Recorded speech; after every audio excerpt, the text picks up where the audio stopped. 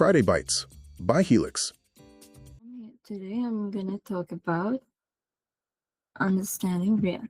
What I understood about React 19. So what is React 19? It's the latest version of React that's come out recently. And the idea of it is that it helps developers focus on intent and the purpose of the UI and leave the rest to React. So React will take care of optimization. Let's talk about the React compiler. So before, you had to manually add use memo, use callback, and you had to worry about re-renders. But now React automatically understands when something needs to be re-rendered or if it doesn't. For example, you have a small code snippet here. And you can see if the value changes, React knows that, okay, the value's changed, now I have to re-render this. If the value doesn't change, then it doesn't re-render. This is everything, like React can see this. And then hooks, when it comes to hooks, there are some hooks are still there, but there are some new hooks we can see. Use optimization, use action state, and use form status. So use optimistic. It helps the UI update immediately even when an async function is running in the background. And then use action state. It helps to manage the state of an async function to see if it's still pending or if it's still loading. And then use form status. It's similar, but for forms. It gives the component awareness about whether the form is still loading or pending or if it's submitted. And that's new hook states that I've seen. And then another important new feature is actions. So let me put it this way. Let's say you have functions for submitting a form or updating the database. When that happens, usually we'd have to take care of the loading, success, and error states. But now React takes care of it and we don't have to pay much attention to that. For example, I have here ordering food. All we have to do is order the food from the menu and then wait a little, and then eventually we'll get served. But we have no idea what happens in the kitchen. We don't know if the chef messed up and they had to redo. We don't know that. In the next slide, you can see a small code example.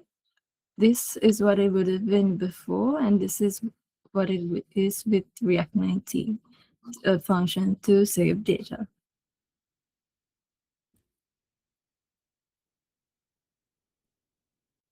And then we have modern form handling. It's the previous new hook I talked about, use form states. Basically, it makes the button a little bit sentient, only a little bit, okay? As you can see, if the state is pending, the button is automatically disabled, which helps prevent double submissions. And it tracks like the status of the button. So that's a good hook. And then this one, suspense. So suspense is the period of time you politely, patiently wait until something loads in the UI.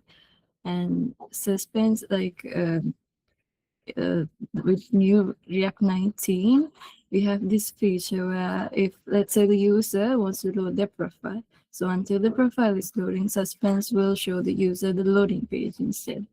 What helps with this, it works with lazy loading and async data. Lazy loading is when, for example, let's say you have a website with multiple images. If all the images try to load at once, it's gonna be a disaster. The performance will be slow. The whole experience is gonna be rough for the user. But if the images only load while the user is scrolling, that way the unnecessary images won't, like, the line won't get rambled up, it will be smooth and just smooth sailing from there. That's what happens here. And suspense help the time on which the image is loading. It shows the user a different page, and this is all the little code we need for it now. So as you can see, because of React 19 helps a lot with optimization. So it enhances the user experience, right? For example, I'll show you. Let's take a bank. In banks, there's an urgent line where the matter is handled fast, and there's non-urgent lines where it takes a little time, like the bank takes time to process these stuff. And just like that, we have a new performance transition. Here what happens is the developer can tell React which functions should be prioritized and which functions can take any amount of time they need. So what happens is when we use it like this, it takes the function and it only runs it when there's time and all the urgent functions are completed.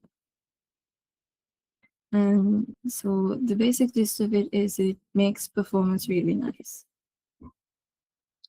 So with React 19, we can notice that when we write code, we'll be using less and less of use memo, use callbacks, and we won't be needing a lot of use effect logic because, as I saw before, we'll be getting a job done with lot less amounts of code lines. And the key takeaway from React 19, which I learned, is that it simplifies development. It basically puts performance on autopilot. In a way, it shifts the responsibility from the developer to the framework itself.